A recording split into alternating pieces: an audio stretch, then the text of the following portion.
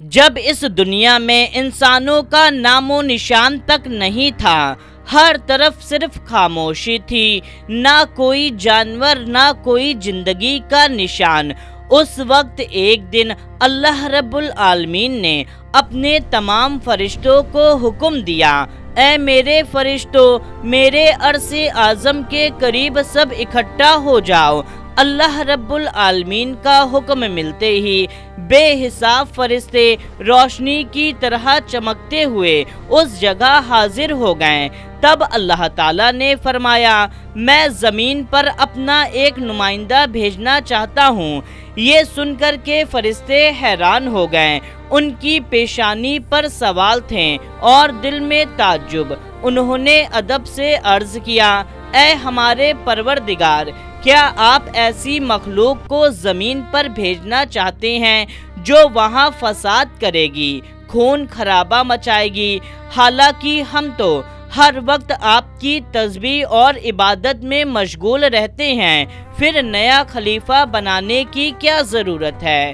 ان کی بات سن کر کے اللہ رب العالمین نے فرمایا، اے میرے فرشتوں، میں وہ جانتا ہوں جو تم نہیں جانتے کہ کون میری عبادت کرے گا اور کون نافرمانی، اس کا علم صرف میرے پاس ہے۔ پھر اللہ تبارک و تعالیٰ نے اپنے 4 عظیم فرشتوں کو بلایا، حضرت جبرائیل، حضرت میکائیل، حضرت اسرافیل اور حضرت عزرائیل علیہ السلام۔ سب سے پہلے اللہ نے حضرت جبرائیل علیہ السلام کو حکم دیا، اے جبرائیل، زمین پر جاؤ اور وہاں سے ایک مٹھی مٹی لے کر آؤ جس سے میں اپنا خلیفہ پیدا کروں گا۔ حضرت جبرائیل زمین پر تشریف لائیں، مٹی اٹھانے لگیں، مگر مٹی رونے لگی، گڑ گڑا کر بولنے لگی، اے جبرائیل، مجھے کہاں لے جا رہے ہو؟ جبرائیل علیہ السلام نے فرمایا، میں تمہیں اللہ کے پاس لے جا رہا ہوں، وہ تم سے ایسی مخلوق پیدا کرے گا جو زمین پر ان کا نمائندہ ہوگی۔ یہ سنتے ہی مٹی اور زیادہ رونے لگی اور بولی، اے جبرائیل، مجھے مت لے جاؤ، مجھ سے جن انسانوں کو پیدا کیا جائے گا وہ اللہ کی نافرمانی کریں گے، پھر جب اللہ کا عذاب اترے گا تو میں بھی ان کے جسم میں رہوں گی۔ مٹی کی یہ درد بھری پکار سن کر کے حضرت جبرائیل علیہ السلام خالی ہاتھ واپس لوٹ آئے۔ پھر اللہ تعالیٰ نے حضرت میکائیل علیہ السلام کو بھیجا، وہ بھی خالی ہاتھ لوٹ آئے۔ اسی طرح حضرت اسرافیل علیہ السلام بھی خالی ہاتھ لوٹ آئے۔ آخر کار اللہ رب العالمین نے حضرت عزرائیل علیہ السلام کو زمین پر بھیجا۔ حضرت عزرائیل نے مٹی اٹھائی اور اللہ کے دربار میں لوٹ آئے۔ اللہ تعالیٰ نے بہت خوش ہو کر فرمایا، اے عزرائیل، کیونکہ تم نے میرا حکم پورا کیا، میں تمہیں انسانوں کی روح قبض کرنے کی ذمہ داری دیتا ہوں۔ عزرائیل علیہ السلام نے عرض کیا، اے اللہ، جب میں انسانوں کی روح نکالوں گا تو ان کے گھر والے مجھ سے نفرت کریں گے۔ اللہ تعالیٰ نے فرمایا، تم فکر مت کرو، ہر موت کے لیے میں الگ الگ سبب بنا دوں گا۔ پھر فرشتوں نے اس مٹی کو مکہ شریف کے قریب ایک پہاڑی پر رکھ دیا۔ برسات کی بوندوں سے وہ مٹی بھیگتی رہی، دھوپ سے سوکھتی رہی اور یوں کئی سال گزر گئے۔ آخر کار اللہ تعالیٰ کی قدرت سے اسی مٹی سے حضرت آدم علیہ السلام کا پتلا بنایا گیا۔ اللہ تعالیٰ نے فرشتوں کو حکم دیا، اس جسم کو جنت میں لے جاؤ۔ لمبے عرصے تک وہ جسم وہیں پر پڑا رہا، بنا روح کے، بالکل بے جان۔ پھر اللہ رب العالمین نے اپنے 4 عظیم فرشتوں کو بلایا اور فرمایا، اے فرشتوں، تم عرش اعظم پر جاؤ اور وہاں سے آدم علیہ السلام کی روح لے کر آؤ، پھر اسے ان کے جسم میں داخل کر دو۔ چاروں فرشتے عرش اعظم کی طرف روانہ ہو گئے۔ انہوں نے حضرت آدم علیہ السلام کی مبارک روح کو قیمتی ہیرے جواہرات سے سجے ایک خوبصورت پیالے میں رکھا اور ادب کے ساتھ ان کے جسم کے پاس لے آئے۔ پھر اللہ تعالیٰ نے حکم دیا، اے آدم، اب روح تیرے جسم میں داخل ہو جائے۔ بس اسی لمحے حضرت آدم علیہ السلام کی روح ان کے جسم مبارک میں داخل کر دی گئی۔ جیسے ہی روح نے جسم کو چھوا، ان کے انگ انگ میں جان دوڑ گئی، ان کی آنکھیں کھلی، ہاتھ پاؤں ہلے اور جسم زندہ ہو گیا۔ دھیرے دھیرے وہ اٹھ کر بیٹھ گئے اور ان کی زبان سے پہلی صدا نکلی، الحمدللہ۔ حضرت آدم علیہ السلام نے اپنی پہلی نعمت ملنے کا شکر ادا کرنے کے لیے 2 رکعت نماز ادا کی۔ پھر اللہ تعالیٰ نے فرمایا، اے میرے فرشتوں، آدم کو عزت دو اور انہیں سجدہ کرو۔ کروڑوں فرشتے سجدے میں گر پڑے۔ جب فرشتوں نے سجدے سے سر اٹھایا تو دیکھا صرف عزازیل کھڑا رہ گیا۔ اللہ تبارک و تعالیٰ نے عزازیل سے فرمایا، اے عزازیل، تو نے میرا حکم کیوں نہیں مانا؟ عزازیل نے گھمنڈ بھرے لہجے میں کہا، آپ نے آدم کو مٹی سے پیدا کیا اور مجھے آگ سے بنایا، تو اگر کسی کو سجدہ کرنا چاہیے تو آدم کو مجھے کرنا چاہیے۔ اللہ رب العالمین کا غضب بھڑک اٹھا۔ اللہ نے فرمایا، اے نافرمان، تو یہاں سے نکل جا۔ آج سے تو ہمیشہ کے لیے لعنتی اور سزا کا حقدار بن گیا ہے۔ جب اسے جنت سے نکالا گیا تو وہ رونے لگا اور کہنے لگا، اے اللہ، میں نے کتنے عرصے تک تیری عبادت کی ہے، میری التجا قبول کر لے۔ اللہ نے فرمایا، کیا چاہتا ہے تو؟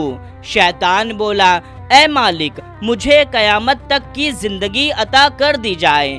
پھر شیطان نے کہا، آج جس آدم کی وجہ سے میں جنت سے نکالا گیا ہوں، ان کے جسم کی، ان کی رگوں میں داخل ہو سکوں، یہ طاقت مجھے عطا کر دی جائے۔ اللہ تعالیٰ نے فرمایا، تجھے یہ طاقت دی جاتی ہے، لیکن سن لے اے شیطان، تو میرے بندوں کو دھوکہ دے سکتا ہے، لیکن اگر میرا کوئی بندہ توبہ کرے گا تو میں اس کے تمام گناہ معاف کر دوں گا۔ اس کے بعد اللہ کے حکم سے حضرت آدم علیہ السلام کا تخت جنت الفردوس میں لے جایا گیا۔ وہاں حضرت آدم علیہ السلام کو پوری آزادی دی گئی کہ وہ جنت کی تمام نعمتوں کا لطف اٹھائیں، مگر حضرت آدم علیہ السلام کا دل کسی چیز کی طرف نہیں جھکا۔ وہ تنہا بیٹھے عبادت کرتے رہتے، ان کے چہرے پر ایک گہری اداسی تھی۔ اللہ تبارک و تعالیٰ کو حضرت آدم علیہ السلام کی یہ حالت معلوم تھی، تو انہوں نے حضرت جبرائیل علیہ السلام کو آدم علیہ السلام کے پاس بھیجا۔ پھر اگلے دن جب حضرت آدم علیہ السلام نیند میں تھے، حضرت جبرائیل علیہ السلام اللہ کے حکم سے ان کے پاس تشریف لائے۔ انہوں نے بڑے ادب سے حضرت آدم علیہ السلام کی بائیں پسلی سے ایک ہڈی نکالی، اس پر گوشت اور چمڑا چڑھایا، پھر اس میں نورانی سانس پھونک دی۔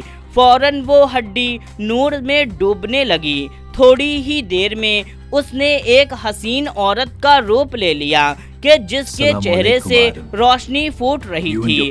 حضرت جبرائیل علیہ السلام مسکرائے اور حضرت آدم علیہ السلام کے پاس آ کر بولے، اے آدم اٹھیے۔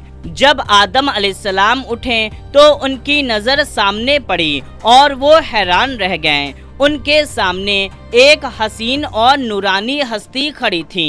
جبرائیل علیہ السلام نے فرمایا، اے آدم، یہ ہیں آپ کی ہمسفر، آپ کی زندگی کی ساتھی، آپ کی بیوی حوا علیہ السلام۔ حضرت آدم علیہ السلام کے چہرے پر مسکراہٹ پھیل گئی، دل کا وہ خالی پن مٹ گیا۔ تفسیروں میں آتا ہے کہ دنیا کی ساری عورتوں میں جسے اللہ تعالیٰ نے سب سے زیادہ حسن عطا کیا ہے وہ تھی بیوی حوا علیہ السلام۔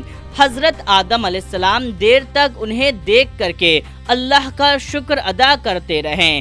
جبرائیل علیہ السلام نے انہیں روکا اور فرمایا، اے آدم، نکاح کیے بنا آپ کے لیے ان کے قریب جانا جائز نہیں۔ پہلے آپ اللہ تعالیٰ کے دربار میں اپنے نکاح کی دعا کیجیے۔ حضرت آدم علیہ السلام نے اللہ کی بارگاہ میں بیوی حوا علیہ السلام سے نکاح کے لیے دعا فرمائی۔ اللہ تعالیٰ نے ان کی دعا قبول فرمائی۔ اللہ تعالیٰ نے ارشاد فرمایا، اے آدم، میں نے تمہارا اور حوا کا نکاح مکمل کر دیا ہے، اب تم اپنی بیوی کا مہر ادا کرو۔ حضرت آدم علیہ السلام نے پوچھا، اے میرے رب، یہ مہر کیا ہوتا ہے؟ اللہ تعالیٰ نے فرمایا، تمہارے نکاح کا مہر یہ ہوگا کہ تم میرے پیارے حبیب حضرت محمد مصطفیٰ صلی اللہ تعالیٰ علیہ وسلم پر کچھ مرتبہ درود بھیجو۔ حضرت آدم علیہ السلام نے پورے عشق کے ساتھ درود شریف بھیجا، اسی کے ساتھ پہلا نکاح مکمل ہوا۔ اللہ تعالیٰ نے حضرت آدم علیہ السلام اور حضرت حوا علیہ السلام کو جنت میں رہنے کی اجازت دی اور فرمایا، اے آدم سن لو، جنت کی ساری نعمتیں تمہارے اور حوا کے لیے ہے، جو چاہو کھاؤ پیو، لیکن اس ایک پیڑ کے پاس مت جانا اور اس کے پھل کو کبھی مت کھانا۔ حضرت آدم اور حوا علیہ السلام جنت میں سکون اور محبت کے ساتھ رہنے لگے۔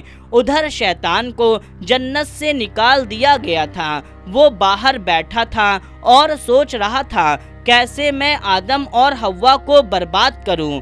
آخر کار اس کی چال کامیاب ہوئی، وہ مور اور پھر سانپ کے ذریعے جنت میں گھس گیا۔ شیطان سانپ کے منہ میں داخل ہو کر کے بی بی حوا علیہ السلام کے پاس پہنچ گیا۔ وہاں پہنچتے ہی شیطان نے رونا شروع کر دیا۔ بی بی حوا نے پوچھا، اے اجنبی، تم کیوں رو رہے ہو؟ شیطان نے کہا، میں تمہارے انجام کو سوچ کر رو رہا ہوں، اللہ تمہیں جلد جنت سے نکال کر کے زمین پر بھیج دے گا۔ حوا چونک گئی۔ شیطان نے کہا، اگر تم اس پیڑ کا پھل کھا لو تو تم ہمیشہ جنت میں رہو گی۔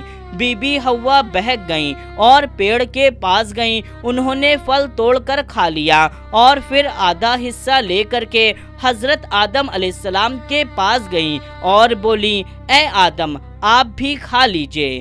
حضرت آدم علیہ السلام نے پھل کھا لیا۔ بس اسی لمحے ان کے جسم سے جنتی نورانی کپڑے اتر گئے۔ دونوں کو اپنی غلطی کا احساس ہوا۔ اللہ رب العالمین کو ان کو یہ عمل پسند نہ آیا۔ فرشتوں کو حکم ہوا، جاؤ آدم اور حوا کو جنت سے نیچے اتار دو۔ حضرت جبرائیل علیہ السلام نے دونوں کو جنت سے نکال کر کے زمین پر اتار دیا۔ آدم علیہ السلام سرند نام کی پہاڑی پر اور حوا علیہ السلام جدہ کے علاقے میں اتارے گئے۔ دونوں کے دل میں صرف ایک ہی درد تھا، اللہ کی نافرمانی کا افسوس۔ وہ دن رات روتے رہیں، توبہ کرتے رہیں، لیکن ان کی توبہ قبول نہیں ہوئی۔ کئی سالوں تک یہ سلسلہ چلتا رہا۔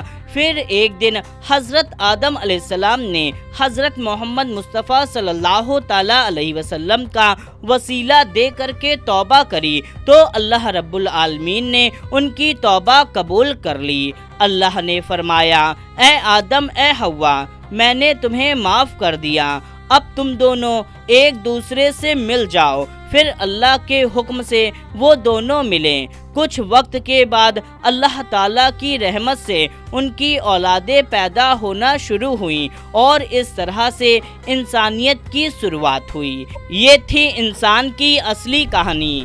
غلطی بھی تھی، توبہ بھی تھی، رحمت بھی تھی۔ اللہ تعالیٰ نے دکھا دیا کہ جو بھی بندہ سچے دل سے توبہ کرتا ہے اس کے لیے رحمت کا دروازہ کبھی نہیں بند ہوتا۔